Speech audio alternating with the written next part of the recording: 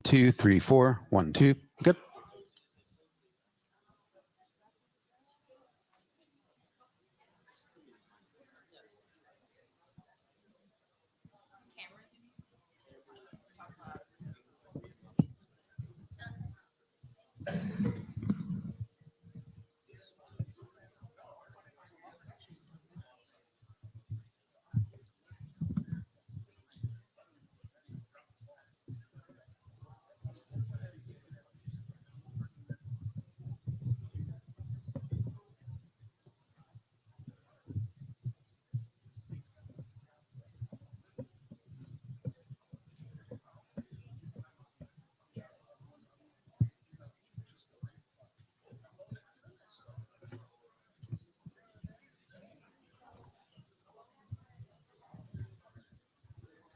Two, 2, 1, 2.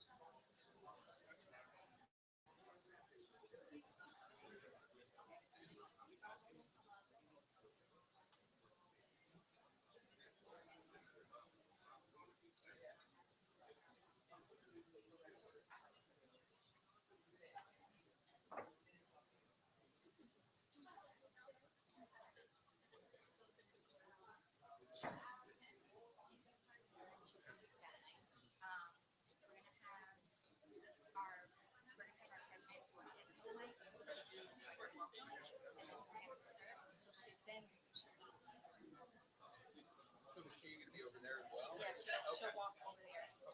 She'll be for both sessions. Yeah, she's going to moderate both sessions. Would you have some conversations myself, the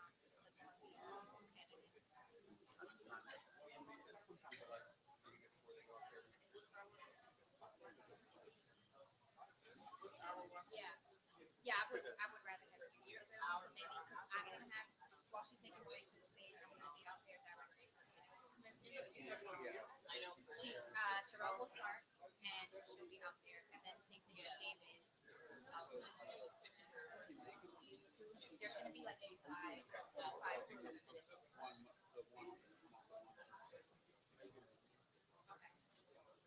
So then how would it even once you start with this? Yeah.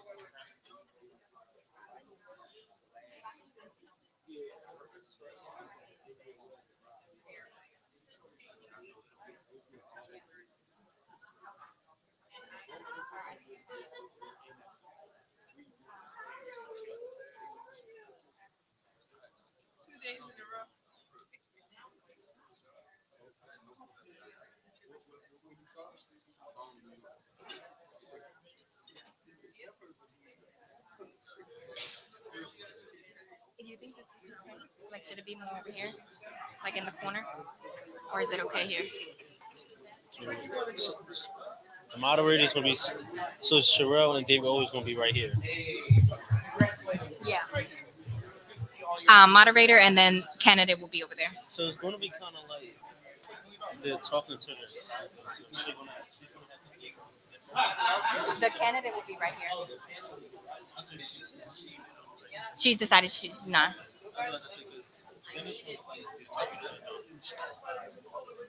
But so you think this is good? Yeah, this is good. Hi, hi. Were you ACAP? Yes. You can sit on this second row here.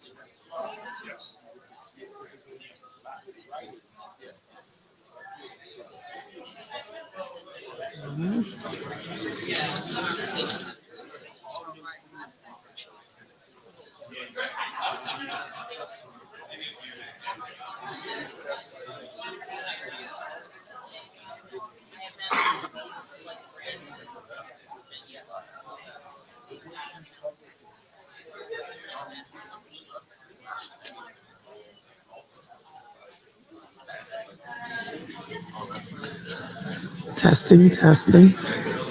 1, 2, 3. Testing, testing. 1, 2, 3. Good.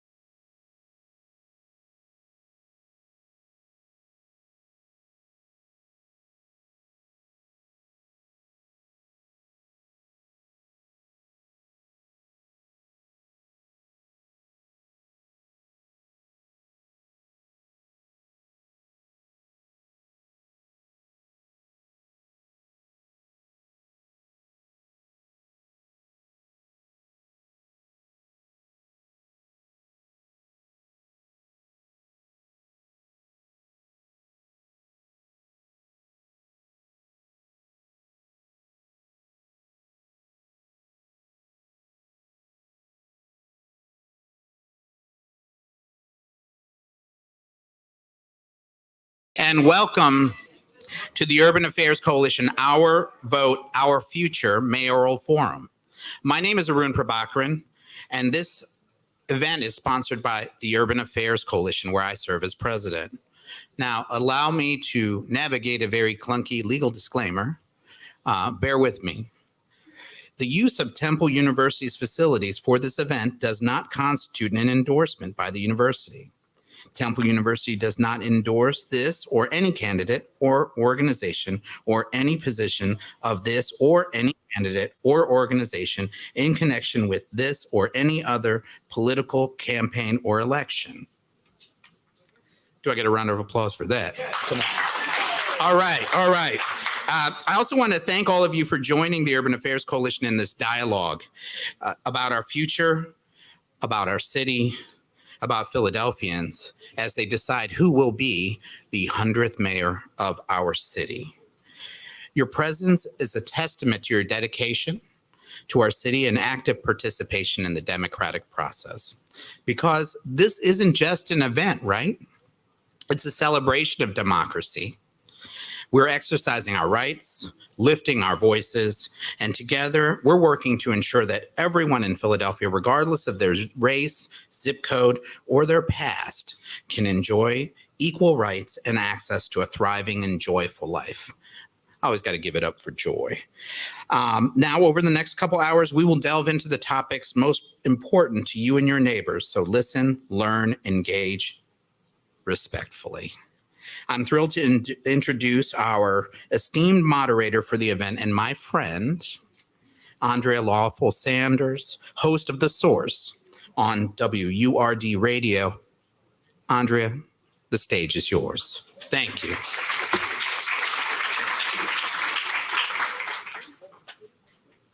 Thank you, sweetie. Good evening. I am grateful for the opportunity to stand before you as your moderator in this most important conversation. And I'm also grateful that WURD Radio has been chosen to broadcast this live so that you can hear everything from your homes as we do this. 96.1 FM, 900 AM. You can find us on WURD Radio on Facebook, in our social media platforms, and on Twitch. So thank you for the opportunity. Before we dive into our conversation, let me give you a brief overview of our format. Tonight, we'll hear from both the Democratic nominee, Cherelle Parker, and Republican nominee, David O., in their own 45-minute sessions. We'll start with the outcomes of the UAC's citywide public sentiment survey and a few questions that some of you submitted during the registration of the event. Then we'll delve into questions from UAC program partners gleaned from a community listening session hosted on October 4th. And to ensure your active participation, note cards and pencils are on your chair, have been placed in your seats. If you have a question, if a question strikes you during our conversation, please jot it down. When you're ready for your question to be collected, please raise your hand and a UAC staff and volunteers will be circulating to collect them, which will be asked toward the end of our segment. We're trying to cover a lot of ground this evening. We have a timekeeper who will be keeping us, will help us to stick to the 2 to 3 minutes for each question. And with that, I invite a conversation with Cherelle Parker. Join me. I'm going to come up on the stage.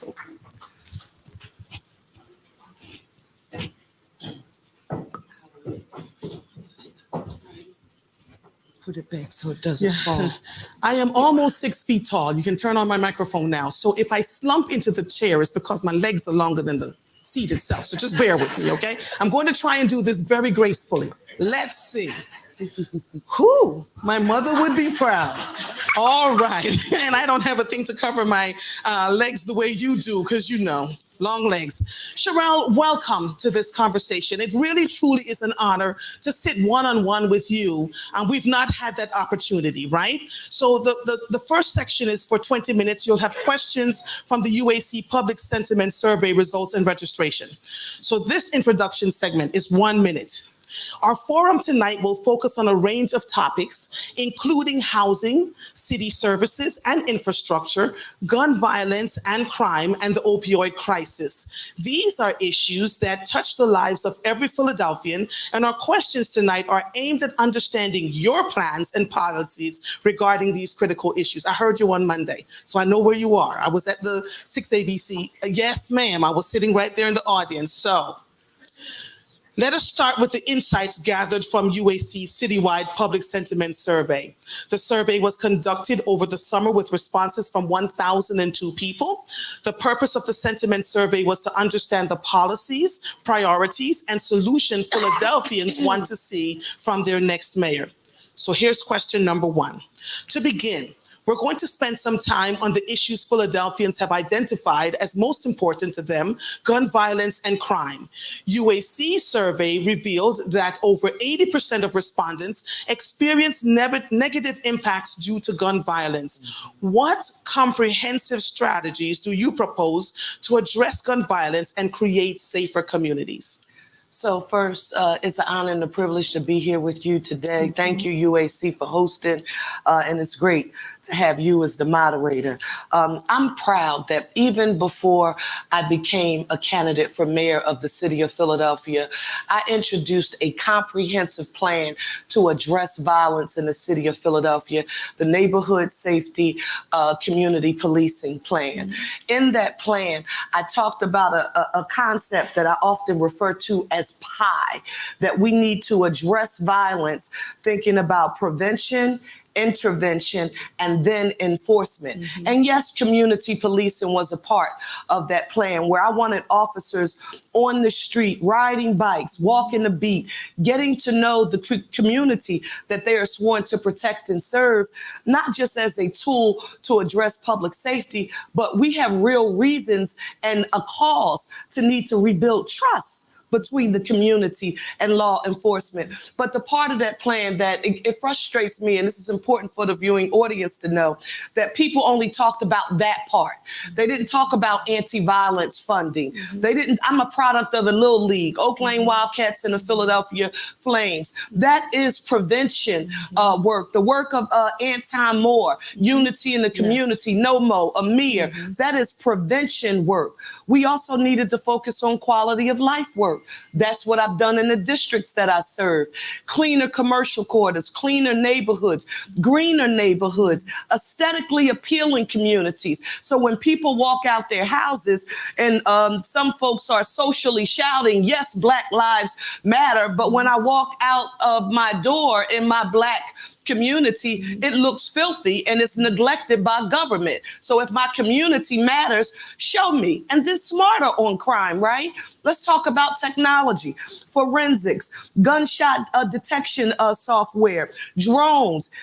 I wanted any officer on our street wearing a body-worn camera. That wasn't a popular thing to advocate for when I was in council, because we had a group shouting for us to defund the police, but that was antithetical to the message that I was hearing from the people in the neighborhoods, who were reminding me that they used to have community policing. And if I was their council person, why did I let someone take their community policing officers away? So my approach is very much a holistic one that includes addressing mental and behavioral health. And if anybody says that they have a silver bullet and to do this one thing, workforce development, you have to do all of it and not just one thing.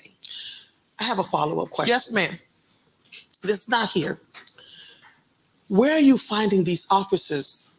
Because they have been retiring and quitting in droves, right? How are you going to encourage and invite more officers to show up so we can have the kind of community policing that you're looking forward to? So first things first, I am a morale person. People have to be motivated, inspired, and encouraged. And the most important decision, if it's God's will and I become the 100th mayor of this city, that I will make is appointing a police commissioner who first shares the vision of the mayor, that we can make Philadelphia the safest, cleanest, greenest big city in the nation with economic opportunity for all. Then when I introduce that plan for neighborhood neighborhood safety and community policing. Because I'm not simply an expert articulator of problems, I also offered a proposal that would have allowed retirees to come back on the force. Those who have clean jackets, to say, listen, can you come back if you can still collect your pension? You can't go more than 3 years, because then you have to get back into our pension system and we can't afford that. But would you come back to help us with administrative duty so we could get able-bodied officers on the street? That was one. Second thing that I'm super proud of is we had the foresight to think about removing any barrier to entry for those who may be interested in coming through the police department. So think about the standardized testing. Nelson Denny. I'm a certified high school English teacher by profession, but I know the SAT is not the sole indicator of how you will perform in undergrad. What if we were able to develop our own testing mechanism so that people aren't eliminated because for some odd reason they may not be a good standardized test taker? That doesn't mean they can't serve our department well. So again, a comprehensive approach, ensuring that we remove every barrier, supporting and encouraging via the morale, strong leadership. But listen, with a mayor who doesn't think it's a conflict to stand up and tell the people in the city, I wholeheartedly support the men and women who are doing their jobs the right way. Zero tolerance for any misuse and or abuse of authority, but they're putting their lives on the line for us on a daily basis. So we can support you, but also not expect you to misuse and abuse us, because you're fired first. I'll see you in court or arbitration after that, but they have to know that they have a mayor who will support them. Thank you for that. Although crime data shows that many more men over the age of 45 are perpetrators of gun violence, nearly 70% of survey respondents cited youth-related issues as a primary driver of crime in the city. What do you make of this misperception, and how do you support Philadelphia's youth? Let me say this to you. We have laws that have to be enforced. It is illegal to carry a firearm in the city of Philadelphia if you don't have a license to carry. Under Parker administration, our police department is going to enforce the laws. But let's just go back to what's at the root of what you just described. Some people get very frustrated when I say that most of our young people aren't products of Cosby-like families. How would you know, Cherelle? I know because my life was more like Michael, Thelma, and JJ, right? And I was raised by my grandparents, and I grew up on welfare, and I grew up on subsidized food. And what did Langston Hughes say? Life for me ain't been no crystal stair, but it was a village of people, of teachers, of coaches, of just the parents of my friends, aunts, uncles, cousins. Even when my mother and my grandfather and my grandmother passed away, and I was taking care of my grandfather, a sense of connectedness is what I had. People hear me talk about Marion Tasco, Gussie Clark, Dwight. They were mentors. So even when I had a whole lot of self-doubt and demons in my own head, when I didn't know who I was or what I would have the ability to do, I had a connectedness to my community that, guess what?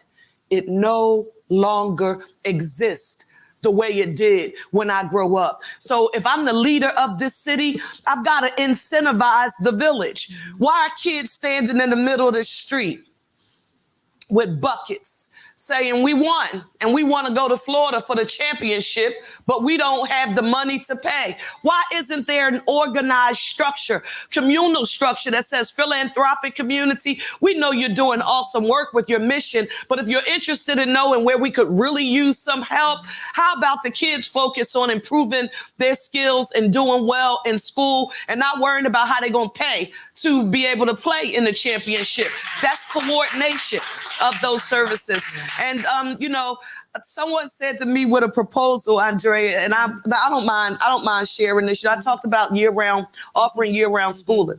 And someone said to me, well, I have plans for my child during the summer. That's unfair for you to say that my child, we travel and and what I wanted that person to know is that if you have the ability to take your child to the Alps, I think that's wonderful. And I commend you if you're in the vineyard. I commend you if you're at the shore all summer. But that's not standard operating procedure for the majority of young people who are in the city. So for those who are growing up in environments like I did, how about we remove every excuse that anyone would have not to succeed while making sure that academic enrichment like coding, financial literacy. I was happy to see the building trades outside carpenters when I walked in, training for our children, our young people and adults. How about we make that a part of the connectedness to the village? Thank you. Before I ask this question, I want to share some data with you about what Philadelphians think will decrease crime. Based on our survey, 42% of respondents think expanding stop and frisk is extremely or very important, and 52% think increasing police funding is very important. Between 85 and 87% think increasing funding for schools, investing in services that help people get jobs, and increasing access to mental health and drug treatment services should be prioritized to effectively decrease crime in Philadelphia. How do you plan to address crime effectively in our city, considering these community perspectives? Because what they're saying here is funding for schools is a lot more important than those other things. And if we funded the schools, then we wouldn't have to worry so much about the crime in the city, right? Because there are more opportunities for our young people. So how do you plan to address this crime, effectively in our city, considering these community perspectives? So one, I'm happy and I'm not surprised at the results of the survey, because we know a holistic approach is needed. It is not either or, it is and. We have to do both.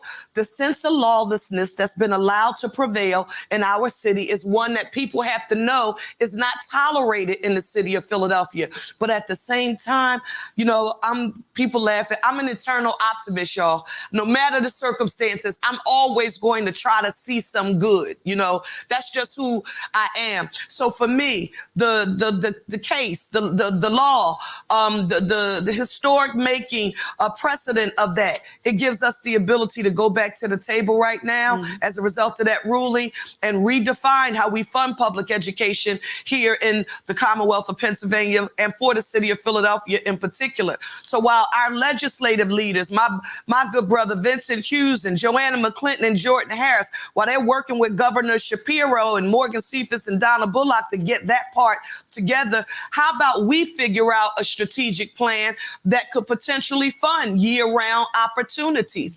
We weren't talking about children being in school year-round, sitting in the classroom from 8:45 to 6 o'clock, 7 o'clock at night. That is not it. We were talking about innovative scheduling, right? Instead of a whole 2 months off to have to endure what we call the summer slide, how about it's 2 weeks here, 3 weeks here, so that we have a consistent year-round academic opportunities. But I agree with the findings of that survey. Policing alone won't do it, but let me tell you something. Allow the sense of lawlessness that we've been seeing continue to prevail, and what happens in school won't matter because you won't be able to get there, right? So we have to make sure we address safe and clean first. And when you're working towards a leadership position, and Andrea, I want you to know that this is not a place and space I've been in all my life. I used to be what is called the people pleaser, right? It is gone, and I didn't even know it disappeared. Some people, if I win, they are not going to like some of the prescriptions I proffer. And guess what? I've had to learn to take it. Yeah. Some people are going to say some things that aren't nice and aren't kind, and they're going to agree to disagree with prescriptions that I offer for Philadelphia's problems. And they've got a right to be where they are. As long as I'm doing what I think is in the best interest of our city, making the most informed decisions, data-driven and research-based, the only thing that I can do is use my lived experience, my academic preparedness, my intergovernmental experience, and put people around me who are a whole lot smarter than me to get it done, and make sure that it's coming from the ground up. Because change doesn't happen to a community. That's not the way it's supposed to go. But with a community, in partnership with a community. And that's how we're going to function. All right. Thank you. We have questions from event registration, 5 minutes total that we'll have this. Now transitioning to questions. One of our community members, Asaya from Northeast Philadelphia says, many Philadelphians struggle to make ends meet with low wages. Lord have mercy. How will you work to increase workforce development and support to encourage training?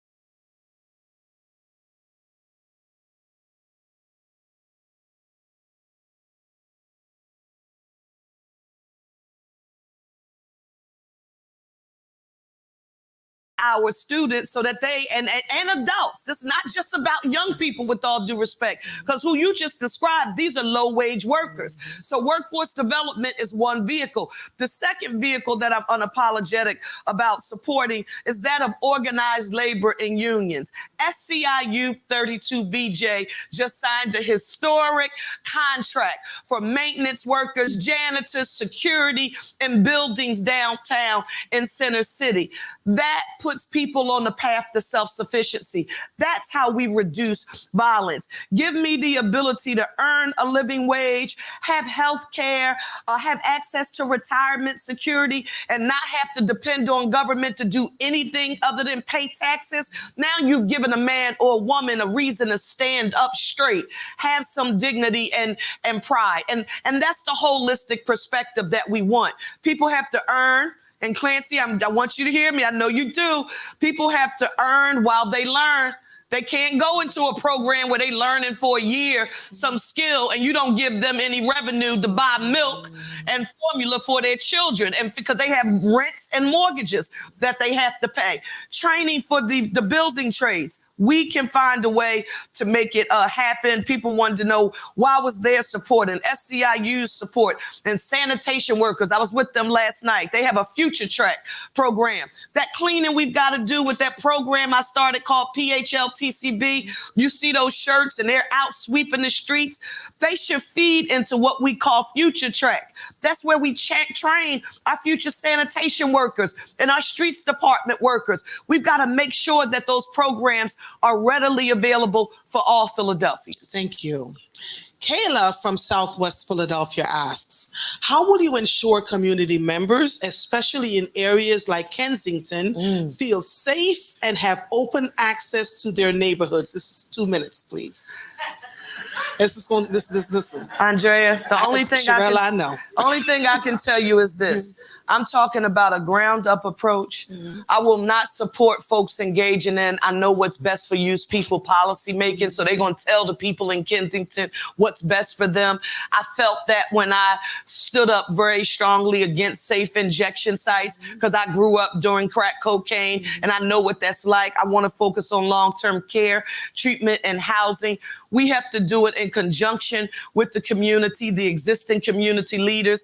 Councilwoman Ketsi Lazada, Councilman Harity is in that area. All the elected officials who are in that region, we all have to come together with local, state, and federal government to figure out what's the holistic plan to address in those areas. We need the private sector and philanthropic community as well. Think Barberry for those people who can't imagine what I'm describing, and imagine a campus focused on long-term care, treatment, and housing that's aesthetically appealing, is family-centered, and people can get the help that they need. I know it's big and bold, but that's the way my mind works. Thank you for that.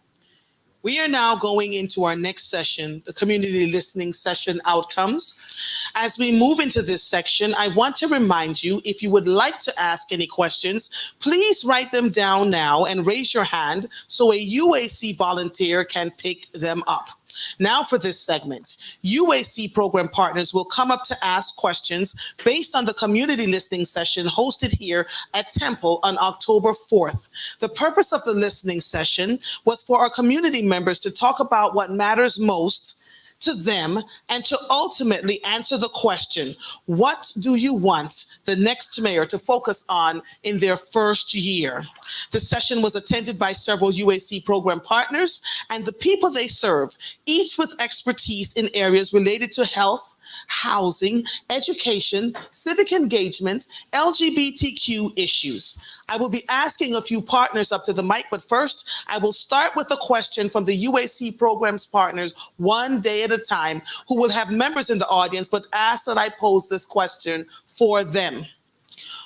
One day at a time provides vital services to individuals seeking shelter and support in their recovery journeys. Their comprehensive programs include case management, educational workshop, HIV testing and prevention services, food assistance, and community outreach. One day at a time's question is this: in light of the continued and worsening opioid crisis in Philadelphia, how will you, Cherelle, address the urgent need for comprehensive addiction support and treatment services, ensuring that individuals battling addiction receive the help they need to rebuild their lives? Has to be short, medium, and long-term solutions. Long-term goal is that campus that you heard me describe. I'm not going to stop until we get that up and running. But let's think about organizations like One Day at a Time. I'm proud to have known Reverend Wells. I was a staffer in council when he was, engaging in this trailblazing leadership. People need help right now. So all of the services that you just heard described, the mayor of this city has to know not only is having those services available, but here's a kicker that we don't want to talk about a lot: the cultural competency of the people who run the agency and where these dollars are flowing. Having Black and brown people leading those organizations is also essential, because usually what we see is that the people who need social and human services, they're Black and brown, but you don't see them in leadership. So we got to do a bit of both. Yes. Thank you for that. I appreciate it. YoACAP. Now I welcome Jakai Moses from YoACAP to the mic to ask a question. Are you here? Come on, sweetie. I'm all about the young people, so come on. I just say good evening, everyone. My name is Jakai Moses. I'm a member of YoACAP. YoACAP stands for Youth Outreach Adolescent Community Awareness Program. Basically, YoACAP focuses on the empowerment of young people, but limited school funding poses a challenge to that. Sorry about that. I'm not used to speaking a lot of people. It's all right.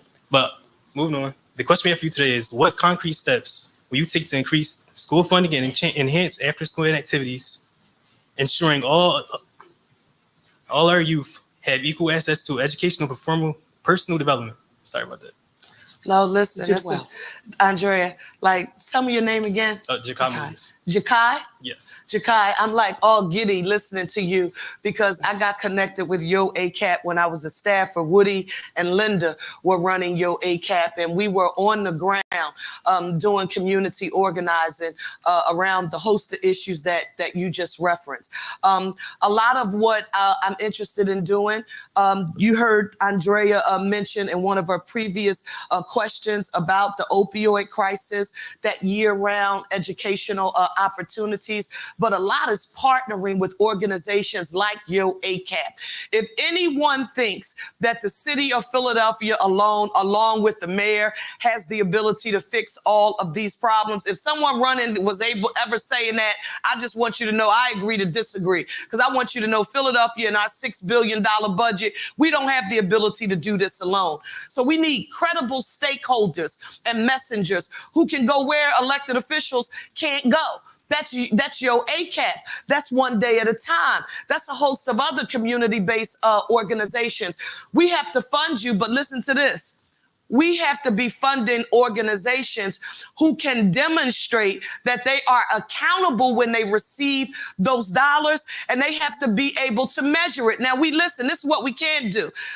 You can't put an unfair burden on an organization that doesn't have an accountant on board, a lawyer on board. I mean, all of the backroom and technical support that you need to run efficiently. So how about, what if we were funding? I'm just taking this out to clear blue sky.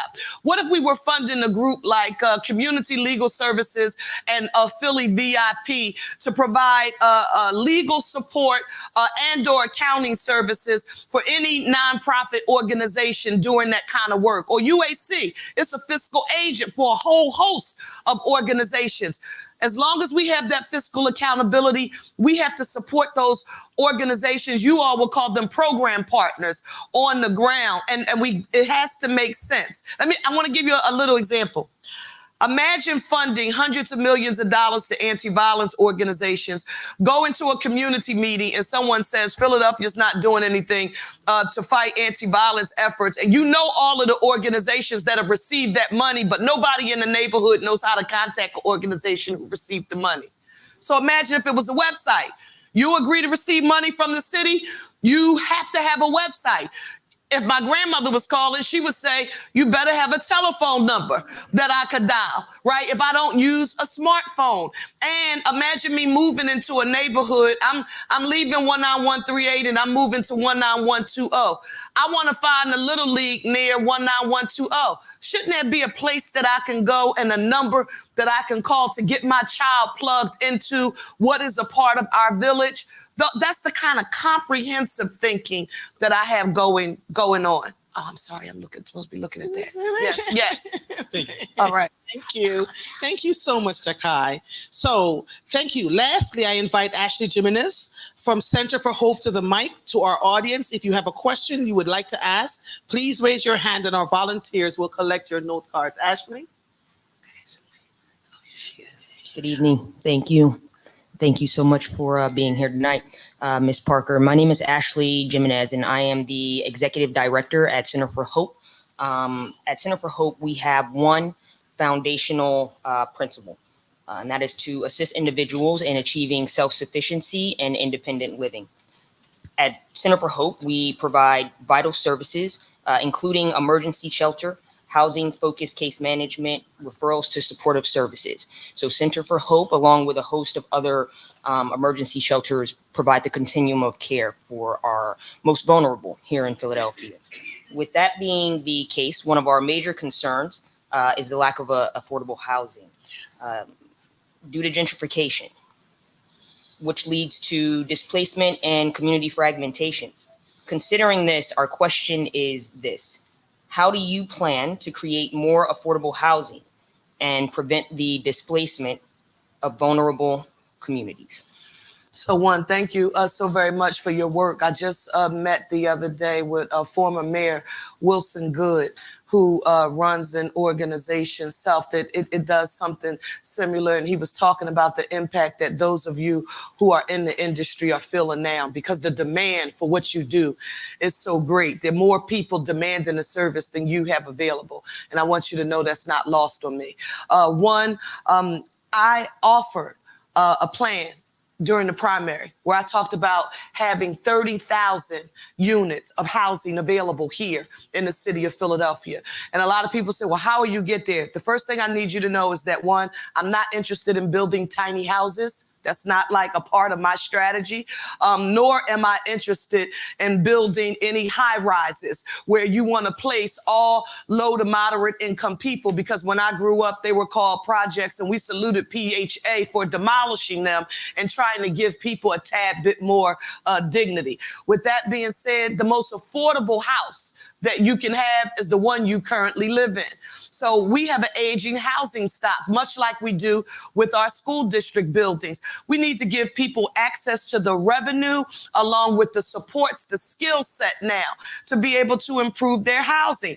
I grew up in a house on the 1900 block of Penfield Street. When I talk about it, people think it was a big single house or a twin. I told them it was a row.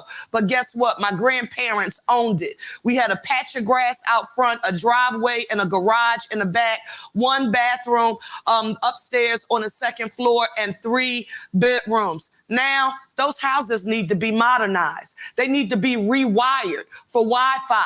Maybe you want a more open floor plan, right? So a little bit of carpentry in terms of restructuring and other work being done. To me, I'm an optimist, right? That's a good problem to have. Why not train our kids to make the repairs and government incentivize people maintaining their houses? Are you just saying it, Cherelle? No, I'm the creator of Restore, Repair, Renew, which now gives Philadelphians up to $50,000, 10 years to pay it back, a credit score as low as 580. You can earn up to 120% of the AMI to fix your own house up. More programs like that, and some that are just grants, but we also have to build new. How many of you all have gone up Ridge Avenue? I'm gonna screw it up, I always do. I think it's called Falls Ridge. It's a beautiful development. I know someone who lives there. They have a beautiful house, elevator. 2 blocks over, some singles and twins, not as big as those. 2 blocks over, some row houses like the ones that I grew up in. Guess what? Very comfortable people and some people living in public housing. You would never know. The landscaping, architecture is very nice. It's very well lit, and people maintain their properties. That's the kind of community that I want to see us build here in the city. And I want more people owning homes. I don't have anything against renting, but you build generational wealth through ownership. All right, so we've reached, thank you so much. I need the question cards. Who has them? I need someone to get them to me, please. Andrea, So, there's yes. an Odette shirt back there. Oh, I see. One day at a time. I see it. So we've reached a much anticipating moment of the evening where we open the floor to your questions. The questions I have in my hands, or will have in my hands, will come directly from you, our audience. Thank you for actively engaging with us. Now listen, y'all. How did you write this? Because Mama needs to be able to read it. You need glasses? You want to try? Listen, I don't think the glasses are going to help. Okay. I'm hearing about a lot of programs that will cost a lot of money. Can I hear about your plan to rebuild, reestablish a middle-class economy that will allow us to pay for all of this wonderful stuff? What specifically will you do to bring those jobs to Philadelphia? Thank you. This was legible. I don't know where that came from, but I want you to know, thank you. I love that question because people do know how to spend money very easily, but they don't tell you often how they would pay for it. One, we do have to efficiently use our $6 billion in general fund revenue right now that we have in the city, but we also have to remember that 41% of that revenue comes from business taxes. People get so upset when you say that out loud. 30% comes from wage and net profits, about 11% from business income and receipts. What does that tell you we have to do? We have to grow the economic pie. You can't do that unless you have more businesses functioning in the city of Philadelphia. More businesses won't come or want to open in the city of Philadelphia or locate here from anywhere else if we don't get our own house in order. How do you do that, Cherelle? Get safe and clean under wraps. Then promote the beauty our city has to offer. First-class city, historic. We can do it, and we can grow our economy, use federal, state, and local resources to incentivize people to come. We haven't done it. And the reason why we have not done it is because we need leadership that knows how to put intergovernmental skills together. Everybody thinks the mayor can carry it all. I'm sorry. Philadelphia's mayor can't do that alone. You have to have public and private sector working together to move the city forward and creating employment opportunities and more people contributing to the tax base. You can't do that if you don't have a job and you're not working. Amen. This is one that is near and dear to my heart, so thank you for whoever wrote it. DHS in Philadelphia is #1 in the United States in removing children from their homes. Poverty is often confused with abuse. How will you address this? Wow, that's an excellent question. And thank you for whomever it was who submitted that. when you heard me talk about access to year-round public education, enrichment, academic enrichment, financial literacy, home ec, those skills. We want children getting access to supports and services that may not be regularly available in their own natural environments. Imagine, and I'm not talking about you folks who are away all summer with your children. Okay, I'm talking about children who need access to supports. Imagine breakfast, lunch, and even dinner being available in school. Imagine homework help. Have you seen Singapore math? 7 + 7 doesn't equal 14 anymore. You need help. What if you're Cherelle Parker and you can't offer the help? What if you are a parent and your child needs homework help and tutoring and you don't have the skill set after school is closed to do it? Community schools is the concept. Imagine needing to go to the dentist or see a doctor, but the schedule is not readily available. Imagine being a child growing up in what's called kinship care. That was my story. That's when you're being raised by somebody other than your biological parents. Imagine being in foster care, trying to get through school, or being homeless and in school. But it looks different because you're moving around from couch to couch and house to house. We have to find every standard operating procedure available to deliver supports and services. We also have to look at the models through which DHS works to provide services. I'm not telling you that they're perfect. I'm not even telling you that I subscribe to the existing structure. I think it should be reviewed. I don't think it treats cultural competency the way that it should. But we have to have a holistic approach, and there is no one single thing that you can do. Thank you for that. The last question I have here is this. Young people are dying at alarming rates in our prisons. How will you address this? Young people dying in prison. I used to work when I was in Harrisburg because of what I experienced when I was a child. I worked with them on a program called SKIP. It was support for kids with incarcerated parents. And I felt connected to this program because I had some family members who had been away and they were serving time in state prison. And I know what it was like when you know that your family member is away. How do we support them? We make sure that we have proficient leadership running our municipal prison system. We make sure that the correctional officers, right, are not being required to do mandated overtime, and that the same phenom that you described with the police department and us needing to recruit to get back to our 1,600 complement, we need to do the same thing in correctional facilities. We are expecting one correctional officer to sometimes work mandated double shifts and do the job where they would normally need 3 or 4 other people to be a part of helping them get that job done. So it's the oversight, it's the structure, it's the supervision, and quite frankly, it's doing everything that we can do beforehand to prevent you from even getting into the system in the first place. So, but we have to do both, right? It's not an either or. It's not an either or. You have to do both of those things. You did so well. Wow. We are literally up against time. You did so well. Wow. My final question for you. Yes, ma'am. But let me first say thank you, everyone, for your questions. For the 3 questions that we had, that were wonderful. I interview you on Monday on WURD, so I do. So I have some follow-up questions for you based on what we've had here. So I'm looking forward to that. But the final question is, considering the rich discussions we have had during this election season, I am curious. Oh, I think you get ready to knock me out now. I'm not somebody that surprises people. What did you learn from the other candidates over this election season? And how might you incorporate any of their ideas into your policy and focus if you become mayor?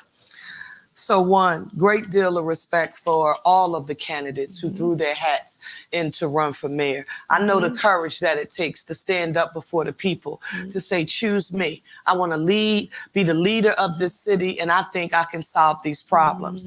I will tell you that of all of the candidates, the people who I naturally worked with the most were those people who I served on council with. So it's no surprise that Councilmember Derek Green, Councilmember Alan Dom, and Councilwoman Sanchez and we worked together. So when you would hear Alan Dom talk about the workforce requirement in the Cristo Rey model, the high school, and he talked about financial literacy, sometimes you would see us in forums and I might start shaking my head when he was talking and people were saying, stop, you seem too excited when he's talking about that. He's your opponent. But we agreed on that. Councilmember Derek Green, when he would talk about put down the gun and pick up a job. He was talking about picking up an economic opportunity. When Councilwoman Sanchez would talk about the need for accountability in delivering mental and behavioral health supports in the system. In my mind, I'm thinking about ComStat 360. If I become your mayor, every department head in this city of Philadelphia, including the police commissioner, they're going to come before the city and they're going to tell us how everything that they're doing is making Philadelphia safer, cleaner, greener, with economic opportunity for all. And it's different if you had to come before this audience and you're a commissioner, let's say of L&I or streets, and you got to show how what your work is doing in those areas. So she and I would agree on in that instance. But the final thing that I think I learned more than anything is that I learned it was important to just be me. To not try to be like anybody else, act like, walk like, talk like, think like, communicate like anybody else who was running, because the people could see through it a mile away. I'm glad that I campaigned as my imperfect self, Cherelle Parker, and said that I would put my thoughts and ideas to work on behalf of the city. I was forthright with what the solutions that I would proffer were, and I didn't change them based on the race, class, socioeconomic status, the religion, the zip code, sexual identity, or orientation of the audience. The same message I gave in the greater Northeast that was predominantly white, the river, Old Irish, South Philadelphia, Italian, South Philly, or when I got back home to North Philly or Uptown or West Philadelphia, the message remained the same. And Andrea, if you were to ask me, how did you, who had so little in terms of resources and manpower, and you weren't even registering on the polls. People said, well, Cherelle, you the underdog. I said, I wasn't the underdog. I was under the dirt. Oh, how did you make it through? I was being myself. And I think people appreciated it. And so now that means that in the general election, I don't have to put on the show. Good, bad, or indifferent. All I have to do is be myself, and people say, I don't like what you said about that issue. I don't support you there, but I respect that you were honest and you let us know that that's what you're thinking. If you give me the privilege of serving as your 100th mayor, I'm going to give you the best that I've got.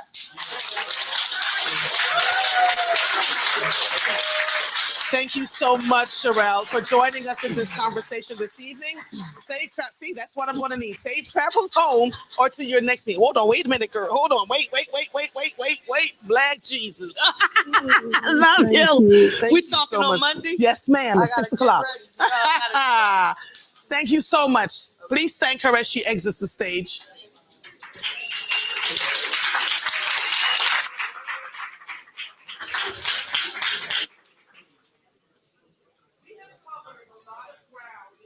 It's 45 minutes. Before the Republican mayoral candidate David O joins me on the stage, I encourage you to stretch your legs. See you soon, Cherelle. Take a breath and rejoin me in a couple of minutes. We'll be right back.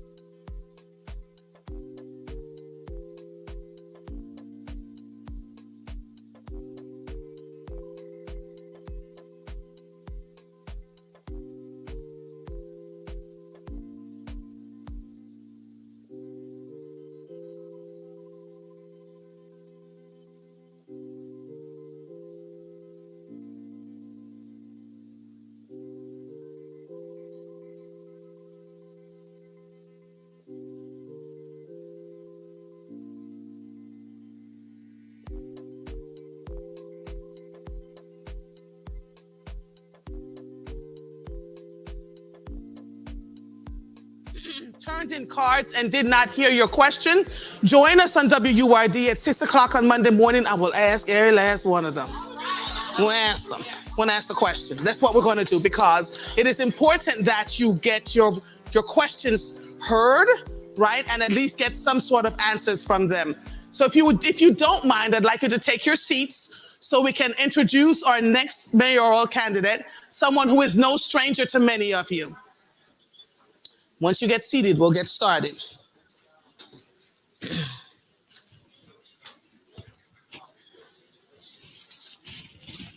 And will someone get David? Well, look at you. You climbing on the other side. Right behind you. I'm thinking you're going to come around here. How are you, How you sir? doing? Good to see you.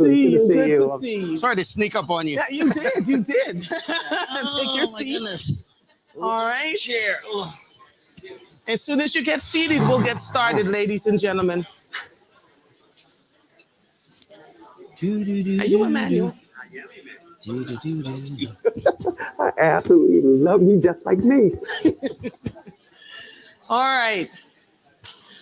Let's go. Because as you know, I am on the air from 5 to 7 in the morning, which means I have been up since 3 o'clock this morning. Yeah. And if you don't want me to turn into a pumpkin at 7:45, we're going to get this going, right? Okay. All right. David O, good evening, sir. How are you? I'm doing great. All right, now. I'm going to try and sit like a lady again. There you go. There we are. All right. Okay. Yes. So your section is going to be 20 minutes, questions from registration and UAC sentiment survey results. Welcome to this forum, sir. Okay. It is important that we hear from all of your voices. This has been an incredible election season. I don't think we've ever seen so many people run for mayor. Yeah. Correct me if I'm wrong. In one election cycle. And you and Cherelle came out as the cream on top. You're on the Republican ticket. She is on the Democratic ticket. I was there on Monday when we had when you had the conversation with 6ABC. And I ended up going on the air Tuesday morning asking a bunch of questions because I heard a lot of things, right? Yes. So you and I are going to have a thoughtful, deep and honest conversation. Yes. I'm asking you to answer the questions as thoroughly as you possibly can. Okay. And address the audience, because, you know, as cute as I am, you don't have to look at me, right? All right. So, ladies and gentlemen, now it's time to hear from our Republican mayoral candidate, David O. We will explore the same critical topics with him, including housing, city services and infrastructure, gun violence and crime, and the opioid crisis. David, the questions tonight are aimed at understanding your plans and policies regarding these important matters that affect each and every one of us. Questions from the UAC Citywide Public Sentiment Survey. We're going to do this. This is a 14-minute segment, so I want you to, monitor your time as we go along so we can stay on track. Let's start with insights gathered from UAC's Citywide Public Sentiment Survey. David, the purpose of the sentiment survey was to understand the policies, priorities, and solutions Philadelphians want to see from their next mayor. So question number one. To begin, we're going to spend some time on the issues Philadelphians have identified as the most important to them: gun violence and crime. UAC survey revealed that over 80% of respondents experience negative impacts due to gun violence. What comprehensive strategies do you propose to address gun violence and create safer communities? So for me, I think the first thing is that we have to send a message, because I think communication is so important. And the message has to be that things are going to be different. When we say that, people have to see something that immediately shows them that that's true. For me, I look at many of the communities that are not served.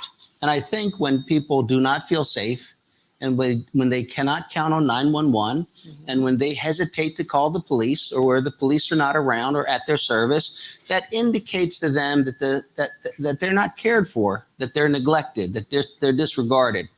And so we do know that there are safe neighborhoods, and probably when they call the police, they're right there, very courteous, very kind, and they probably don't have a lot of crime in those areas, so those officers are not stressed out. But in the neighborhoods that have a lot of crime, The officers are not available. Sometimes there's only two police cars working. And so my first thing is, if we look at the total number of officers currently available, we're short probably at this time by about 1,400. So we have to stop the number of officers that are leaving our police force. We have to begin to hire police officers, and we have to make up that difference so that we have a full roster.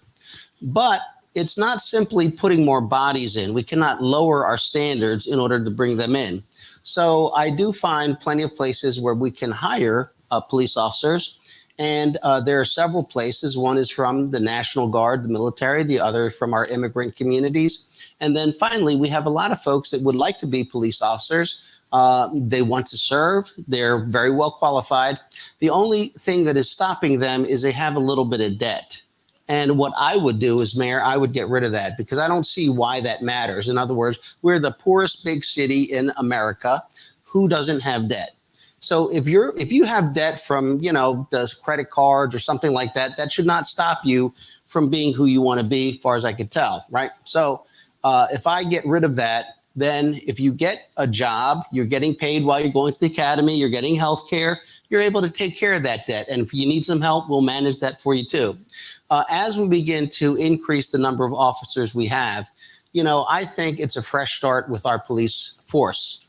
And I believe that most people who want to be officers want to be that person that is there to help others, and sometimes at the risk of their own life. And that's a valuable thing, but we have to train them properly. If we don't train and equip them properly, that's the employer's fault. That's our fault.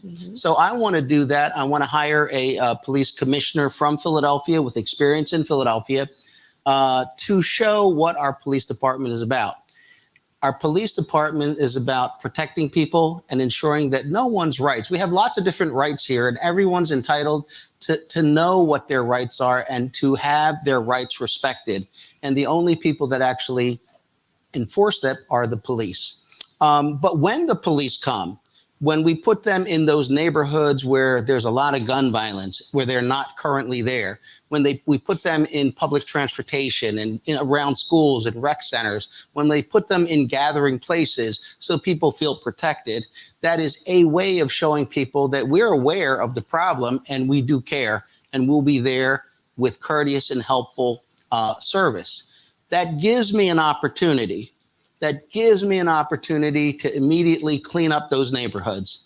When the police come, the neighborhood gets clean. And we can keep it clean because we have police officers there. We will stop the illegal dumping. We will stop the illegal tractor trailers parked in front of people's homes. We'll do that type of thing.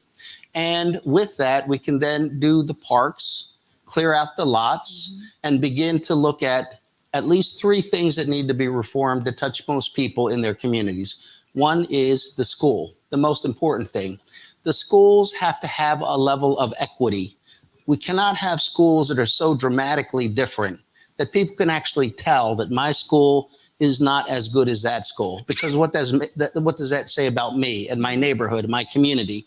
And it's a violation of the law. It's illegal to do that, should never have happened, and we should not tolerate it. So one is, I need to put together through the school district a master plan of providing equity of facilities, resources, and curriculum, as well as the type of things that people want, like music, art, gaming, devices, those type of things that are relevant.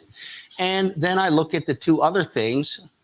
It will be libraries and it will be recreation centers. So for me, thank you. Well, what happens is those hours have to match your needs. If they're open and nobody's really using them, that's a problem. So we're going to change the hours. We're going to change their accessibility. What I also want to do, first of all, every place has to be safe. School safe, subway system safe, rec center safe, every place is safe, library safe, and well maintained. But what is in the library to me are really some valuable things. The first thing I'll say, which many people kind of might find a little odd, is credit and debt in your library. Because one of the biggest problems we have in low income and poor neighborhood is a lack of an ability to have credit. But your library card is a credit card. In other words, You go get a public resource, you treat it well, you return it on time, that's credit. You do that, you get 2 books, you get 4 books. But what if you could use your library card and get a violin or an electric guitar or a science kit or an Apple computer? What if you could use that library card to get a gaming console? And your friends said to you, where'd you get that gaming console? And you said, in the library with my library card. And your friend said, I want to get a gaming console like that too. And they went to the library, but they don't have enough credit. Well, we could work with the school. You take this math test, you get a 98, we'll increase your credit so that you can increase your credit. We want to train you, teach you about credit and debt so that when you get a credit card, when you get a loan, when you buy a car, you know how to take advantage of credit without getting into debt. Okay, thank you. Thank you. Although crime data shows that many more men over the age of 45 are perpetrators of gun violence, nearly 70% of survey respondents cited youth-related issues as a primary driver of crime in the city. What do you make of this misperception, and how do you support Philadelphia's youth? So I think there are many reasons that have culminated over many years. And some of it is very complicated, how we ended up here. And there's a lot of different factors. I think history is very important.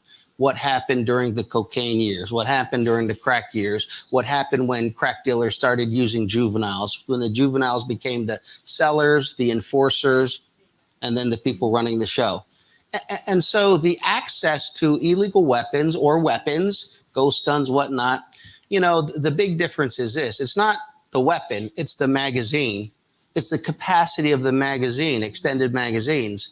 And so right now, the ability to get firearms, semi-automatic weapons, and to put in there like large capacity magazines has really kind of redefined the problems that we have. The next thing is what is happening that our young people are so ready to kill each other. That is a problem of the inner person. What is the problem with the inner person?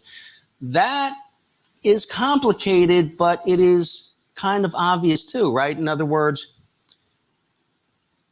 when a young person is lamenting that they have no future, that they have no pathway, that they have no light, when they have those type of issues, when they feel totally treated unjustly and unfairly, they are, you know, they are on a verge.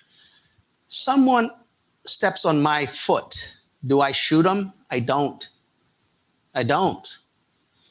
Someone steps on somebody else's foot, out comes a gun to get shot. Now, why is that? That person has very low self-esteem. That's a way to say it, right?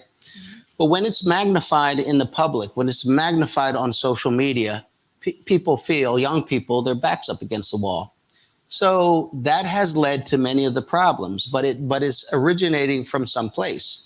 And I think it's very important on my part that we want really kind of try to understand like what is happening, try to understand that how we diffuse that is by showing that we care. Okay. And I don't mean like I just love you. You have to see it in your school. You have to see the vocational training. You have to see the opportunity. You have to see the better conditions. Like people have to see that pathway to be who they. I believe everybody is somebody yet to develop. Thank you. We have to have that pathway so you know who you can be. Thank you. There's a timekeeper, right? I'm sorry. So Just stick it in my face better. Yeah, I'll be better behaved. No worries. All right. Before I ask this question, I want to share some data with you about what Philadelphians think will decrease crime. Based on our survey, 42% of respondents think expanding stop and frisk is extremely or very important. And 52% think increasing police funding is extremely or very important. Between 85 and 87% think increasing funding for schools, investing in services, and helping people get jobs and increasing access to mental health and drug treatment services should be prioritized effectively to decrease crime in Philadelphia. So as you can see, it's not the police, it's not, it's school. right? How do you plan to address crime effectively in our city, considering these community perspectives? So I do understand the community perspective. What I will say, however, is this. If you're electing me, I spend a lot of time at the computer, researching, going through the community. People who have jobs or they have other things to do, they don't really do that. Like I do that full time. I'm in very many communities. I'm in all sorts of areas of our city. I do a lot of reading and a lot of research around these things. And I look at best practices. I look also what happened 20 years ago, 40 years ago, 60 years ago. Like where was a place that had all these problems and it disappeared? It became better. Where was a place that was doing really well and all of a sudden it was full of violence? So in that place, there's two things that I do, right? You elect me to do your will. You elect me to do what you don't know because you don't have the time to study and things like that. So if I know better, I'm going to do better, right? And that's a judgment call. Mm-hmm. So what I'd say is this. There has to be a stop to the violence. Investing in schools, 1,000% agree. Look at our schools. I mean, that didn't happen overnight. This has been decades of inequity, discrimination, failure. You know, it's not like you turn that around tomorrow. And why wasn't it fixed 10 years ago, 20 years ago, 30 years ago, 50 years? It wasn't. So for me, right now, it is to stop the violence. And that's done with policing and security. Once we stop the violence, we have a limited opportunity, a window of opportunity to begin to take advantage of the ceasefire, to begin to do those things that you said. Investing into schools. Now, sometimes an investment in schools, you won't see the results for 10 years. Or if you're dealing with some kids, that might not happen until much later. But we have to do an investment that people can see immediately. And so what I generally kind of say is this. We have two ways of looking at it. Here's how I look at it. If I have a $2,000 table and you have a $200 table, we're trying to get my table, 2,000, to your table, 200 to 2,000, right? But most people are really concerned about what's on the table, not the table. I got food, I got computers, I got things on my table, and you have nothing on your table. We can put things on your table that immediately change your life, give you access. Okay, thank you. I'm watching the clock. I just ran out of time. Now transitioning to questions from our event registration. One of our community members, Asaya from Northeast Philadelphia, says many Philadelphians struggle to make ends meet with low wages. How will you work to increase workforce development support to encourage training and living wages to improve our standard of living? Yeah, you know, for me, there are several ways to do it. One, I'll just run through a list of things. For me, in public school, every public school should have vocational and career training. We used to have it. It was removed. I would put it back in every school. It's not a thing where you have to go to that school, your school. Every school should have those things because art and music and all that is also a career in the creative arts economy. Things that people do artistically with graphics, computer, those type of things. I want to put a VET program in. I'll just explain it. That really, I found that that's what they do in Europe. It's a fantastic program. If you know who you want to be right now, or even when you're younger and you say, I want to get certified in this type of profession, like maybe a technology or something like that.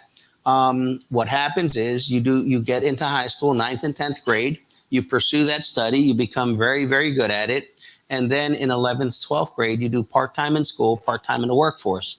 In the workforce, you have much better facilities, much better real life experiences at Boeing, at Augusta Aerospace, at Merck. You won't get that in school. You will have multi-million-dollar, sometimes billion-dollar facilities and whatnot to work with, and you'll get paid a very good salary in order to do that. And when you're done, you'll be certified and you'll get a job. That's an opportunity for people as well.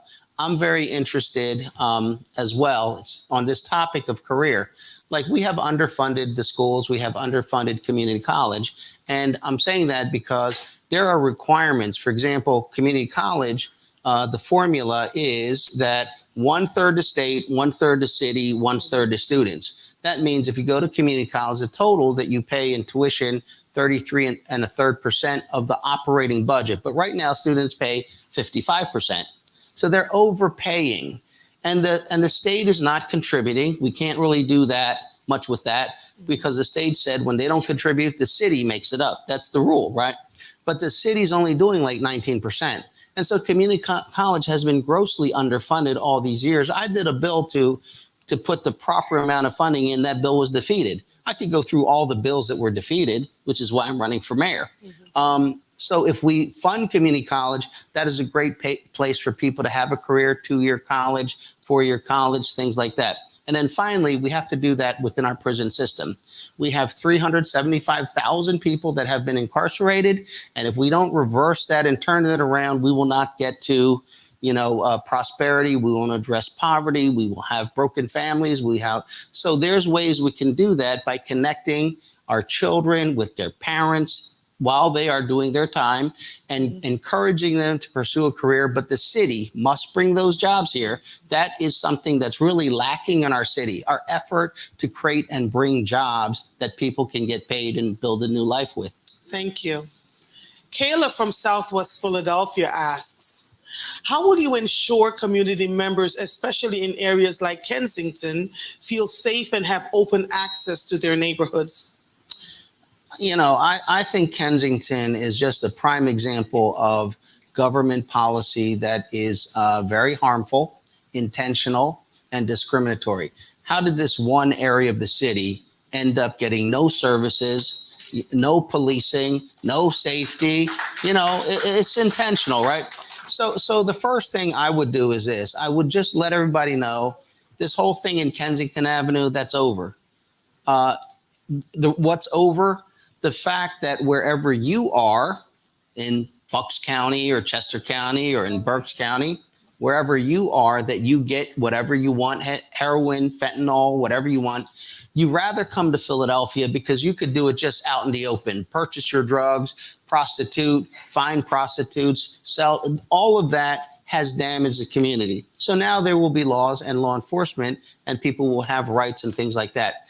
I believe when we start to enforce the law, we will not have as many people because over 50% of the people in Kensington are not from Philadelphia. And they keep coming in and we cannot serve them. If I take in 2 stray cats, I'm a good guy. If I take in 200 stray cats, I'm killing cats. We have too many drug addicted people there. And what they leave behind their community is detox, mental health, behavioral health, and drug addiction services that are part of their county. We will take them. When we go through and begin to arrest drug dealers, arrest the people who needs detox, who needs mental health, we'll do that. But I need to know who they are because their county's getting a bill from us, from Philadelphia. You're going to pay us for the services, right? And then you're not to be back out on the street. So that is a beginning way of saying, listen, you are going to be treated equally in our city. And then the government created the problem in Kensington. The government will have to invest to bring back the community that it destroyed. And so I will put money into Kensington to replace that drug economy with restaurants and with arts and with innovation and with small businesses. We have to rebuild a community that was destroyed by government policy. Thank you. We now move on to the questions from our community listening session held on October 4th. Please, if you have any questions you would like to ask, jot them down on the provided note cards and raise your hand when you are ready. Those note cards are sitting on your seats, and I see you have questions. All right, grab and send them my way. We will ask those questions in our next section. With that, I welcome Elijah from Colors Organization to the mic. Elijah, are you there? Hey. Hey, hi everyone. How are you? I'm Elijah Sumners. I'm from the Colors Organization. We are dedicated to empowering LGBTQ plus communities of color around Philadelphia. And our focus is holistic wellness, safety, and community mobilization for marginalized communities. Our question is, how will you collaboratively and inclusively address challenges faced by LGBTQ communities, such as resource allocation for community well-being, enhancing health and actively involving marginalized communities in creating a safer and healthier Philadelphia. Yeah, our city is a city of neighborhoods, and it's also a city of different communities. And each community, whether it be LGBTQ or whether it be the Mexican American community or the Lithuanian community, they have different perspectives and different things that bind them together. When it comes to how the city serves, one is all services have to be accessible and equitable. They also have to, for example, be delivered in the language that is comfortable with people or in the culture that people are comfortable with. I think, at least for me, we look at generally like within the community, LGBT community, they have the service providers of their own, as for example, the Mexican or the Chinese community. Then it's a matter of funding them in a way that is meeting the needs. What are the needs of the community? That is something that we have to have that understanding from the people in the government that allocate the money to who is requesting the funds, and then what services are needed and how those services are distributed. There are other issues, I think, that come around how, for example, there was a recent issue around some violence in another city, and in answer to a call, I asked the police commissioner if we could put together. We have a LGBTQ police association. Can we put them together voluntarily to go to the neighborhood, but not just go there and show like we're going to protect? To first ask, what is the right apportionment? Is it 5 officers? Is it 1 officer? Is it a car? Is it a bicycle? Like, how do we show that we care? We're gonna make sure everyone's safe, but not in a way that people are shocked by the police presence. We want to let them know that these are officers who volunteer. They're part of the community. They want to serve in a way that they're being helpful to their community. I think those are the primary things that I look at. I mean, the city by law is non-discriminatory, and all services have to be available. All spaces have to be available on an equal access basis. Thank you. Is it Kyle or Lexi from NAMI that's coming up? It's I'm Amanda Grace. okay. So I have a whole different person. Okay, please ask your question. They are sick, so they were not able to come They tonight. were sick. Okay. But hello, everyone. My name is Amanda Grace. I am from NAMI, Philadelphia, and I also represent the 1 in 5 Americans who are living currently with a diagnosable mental illness. The National Alliance on Mental Illness, our mission is dedicated to improving the lives of people who are affected with mental illness through support, education, and advocacy. Now, I actually work as a young adult mental health professional, and my question for you is, considering the challenges like limited access to mental health resources in educational institutions and communities that are living in cycles of violence and trauma, what specific policies and initiatives will you introduce to increase access to mental health professionals, reduce stigma, create safe environments for those who are living with mental illness? Thank you. Thank you. Well, I mean, mental illness is something we're much more cognizant of today than in the past. And we're also dealing with increased issues after the pandemic, and people being connected on social media are much more aware of issues that like issues of social justice, things like that, that disturb people. I think people have a lot of pressures on them. One of them we were just talking about, the murders that we have, the violence, how that is stemming from where that people are acting out in these manners. We have seen a very large increase of drug addiction. There's probably a corresponding increase in alcoholism and other things. And so trying to present interventions at the earliest possible point is important. I don't know what the trends are, right? Sometimes they peak, sometimes they drop, but I think we're right now in a peaked area. And so it's important for us to ensure that in our schools, in our communities, through our government, that mental health services are available. I think we also have mobile units now, and we're trying to integrate that with our first responders. Many times our first responders are going to be police officers, not firefighters, not ambulances. It's usually that 911 call, someone arrives, and there's a mental health issue. The police have to be much more sensitive, better trained, and have the resources available to serve the public. And I think that's one of the important things that we do. When it comes to some of the things, for example, we have social services, but we also have prisons, right? And so when you're in our custody, you're in our care.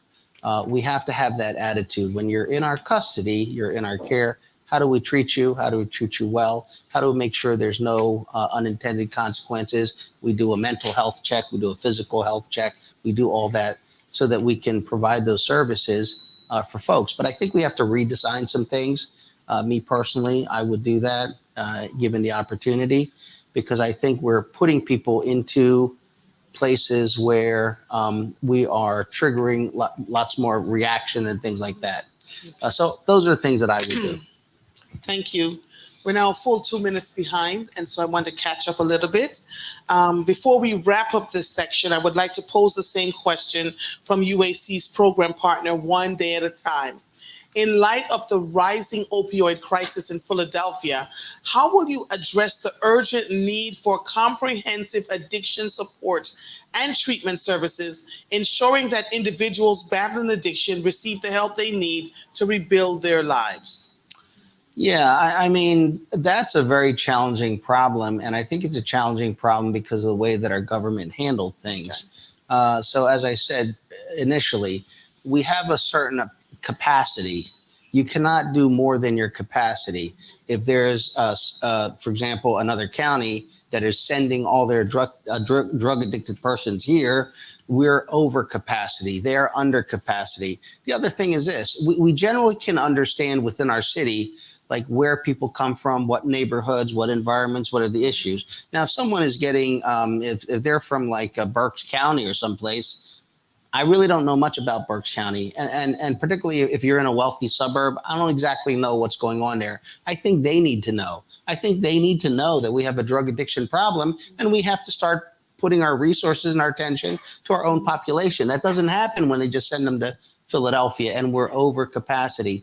So on my part, you know, I did a resolution on combating opioid and heroin addiction in 2016.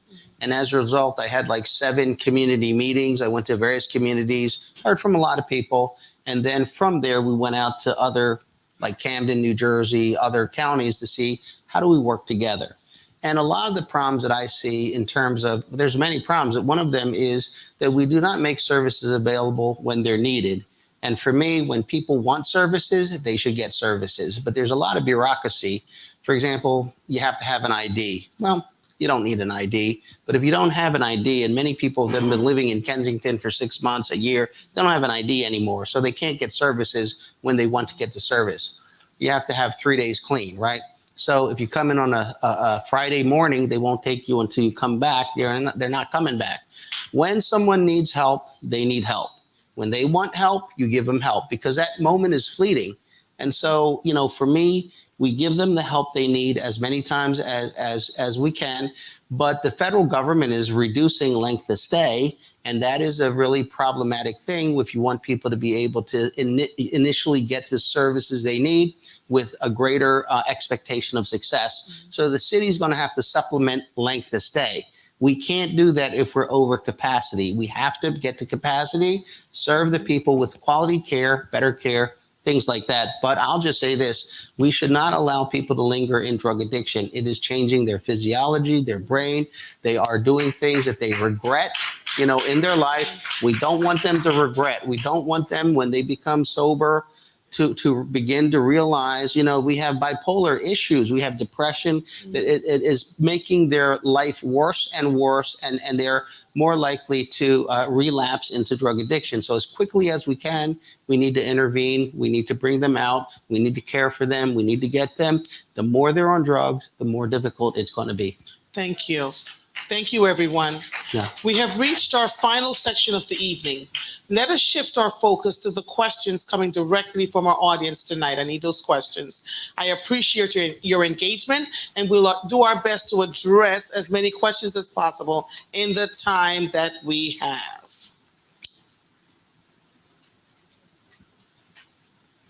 Only 17% of our nation's law enforcement are crisis intervention trained. Will you mandate a 100% police force in intervention trained police force in Philadelphia? I don't know what when we say that, what exactly we're talking about, the length of the course, but in general, yes. I have put in efforts while I was in city council, minimum force training, better technology, more kind of transparency. Mm-hmm. But yeah, we train our officers in just a very limited way. And they need to be trained in other ways. We train them in maximum force. We need to train them in minimum force. We need to train them so that they're able to serve. It doesn't have to happen all during the academy. You go to the academy, you get your basic education, you become an officer, we give you additional training. It should be a continuous thing. The more we train, the better they are, the happier they are, the more competent they are. The more we train, we identify who should not be an officer. Not everyone should be doing things, right? Some may be behind a desk, some may be here, but not everybody needs to carry a gun. Some people are just not built for that. And if we train, we will find out that you, fantastic, but we're not putting you on the street. Right? You are not built for that. And the failure to train is the failure to identify, and it ends up tragically for not just, the person who was harmed by the officer, but the officers themselves. If they got themselves into something because we did not prepare them, that is the city's fault. Thank you. Mr. O, explain, please, how rent control stabilization can work in Philadelphia. So I'm not clear on rent control stabilization in this sense. What I look at primarily is this, like our city, to me, illegally assesses property. It's improper, and they're overtaxing people all throughout Philadelphia, especially the most vulnerable, poorest, senior citizens, fixed income, low income, high crime areas. So people know what their house is valued at. And by the way, you could go to a bank and find out if you get a loan or you get insurance. So when your property assessment is like triple, you can't pay that. And what happens? You're being driven out of your neighborhood. Whose fault is that? It's the government. It's the city. And this city doesn't have ears. It does not hear people. What does it listen to? It listens to the political establishment. It doesn't hear the people. And the people have been crying out for such a long time. I put in bills to halt and stop. My bills are defeated and defeated and defeated. So listen, I'm running for mayor because I'm tired of getting them defeated. But I would halt. I would stop the assessment process. I would require that they do a much better job. We're a city of neighborhoods. So we have two houses exactly alike, and they're like a mile apart. But this house is, assessed at like $600,000. This house is not worth $600,000. It looks exactly alike, but this neighborhood, there's no good school. There's a lot of violence. There's crime. This same building is not in the same condition. And so that is a problem when you start assessing properties that are not at all like similar, and then you end up pushing people out. And then when someone goes and a developer gets a property, put all that money into there, but they're only going to pay the taxes of the initial amount, not this, but everybody else's property values goes up because they're not supposed to assess your property higher because someone put in an investment and is getting a 10-year tax abatement. That is an artificial initiative, right? So I would halt all that, and I would fire the people in these departments. And I have tried to do that, and I can't get anywhere in city council on that. The last question Yes. I have for you, sir. Philadelphia currently double taxes businesses. How do you plan to attract business in light of this to bring jobs to the city? Yeah, I wouldn't do it. You know, me personally, you know, it's a ridiculous. I never liked that rule to begin with. Like, you got to pay taxes. You didn't even make any money. So you got to pay twice your taxes when you start. Like, you're trying to make people not, you know, be successful. You know, we need entrepreneurs. We need entrepreneurs, and we need, particularly in our city, look, the number of Black-owned businesses is far less than when I was a kid. In the 1960s, we had far more Black-owned businesses. They were much more successful, father to son, mother to daughter. Yeah. All of that has been gone. And now we have to rebuild that. We have great opportunities if our government would help people become successful. And, you know, it is a big problem, but let me say, I would definitely tackle that. Okay, thank you. So thank you, everyone, for your questions. I also have one final question for David. Yep. Considering the rich conversations we have had throughout this election season, I'm interested. What did you learn from other candidates over this election season, and how might you incorporate any of their ideas into your policy and focus if you become mayor? Well, I don't want to lie. Listen, there are some candidates, and I respect them because they're very clear about what they believe in. I disagree with them. That's all, right? But they stand up for what they believe in, and I respect that. And you could have different opinions. There are other candidates, they seem to say whatever is popular at the moment, and I don't even know what they think, because anytime they say something, their whole platform changes. So I haven't really learned anything from them, except if you tell people what you want to hear, they want to hear, they'll clap for you and maybe elect you. But that's not a good thing. That's not good at all. And then finally, candidates have very different perspectives. Yes. So we've had some candidates who, they come from a lot of wealth and they have a wealthy perspective. Mm-hmm. We have, someone who's like a business person. They have a business perspective. I think it really comes down to not who's the better person, who's the right person. What do we need today? Like when I have a problem in my bathroom, I don't need a carpenter. I don't need a bricklayer. I need a plumber. Like right now we have violent crime. We have gun violence. We have a lot of healing that needs to be done, whether it's drug addiction, murder, violence, self-esteem issues. There are a lot of, and they are produced in many ways by our government, just in how they treat one like the favorite son and one like this ugly stepdaughter. Mm-hmm. And people feel that and they see that. And it causes them, to be very unhappy about things. Mm-hmm. I cannot, overemphasize that many things start with the heart and with the mind. We have to heal the heart, heal the mind. At least we treat everyone with respect and courtesy and equity and equalness, and that will do a lot of good for us. Mm-hmm.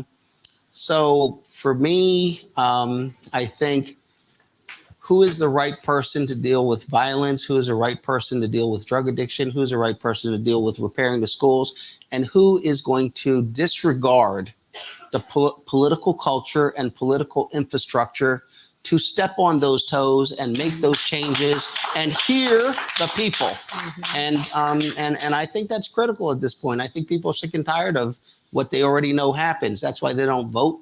They don't think it matters. But yeah, you need someone to come in and clean house. Thank you, sir. Thank you very much.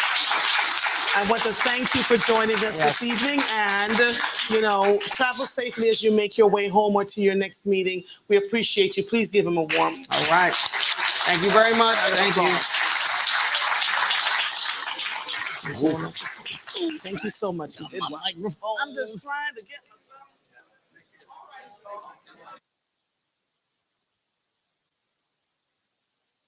Gentlemen, I want to extend my heartfelt thanks to Cherelle Parker and David O for their participation, and to all of you for your active engagement. Tonight, we've witnessed the power of democracy in action. Your questions, concerns, and ideas are vital to the future of Philadelphia. Your voices matter, and they will echo in the decision our next mayor makes. As we wrap up, I encourage each of you to carry this energy forward. Talk to your neighbors, friends, and families about the issues that matter most to you. Encourage them to vote, to engage in these conversations, and to be active participants in shaping our city's future. Remember, democracy isn't a one-night event. It is a continuous dialogue, a shared responsibility, and a commitment to making our city better for everyone. Stay informed, stay engaged, and stay passionate. Let's carry this momentum into the voting booths on November 7th. Thank you once again for being here tonight and for being advocates for change and for believing in the power of community. Good night.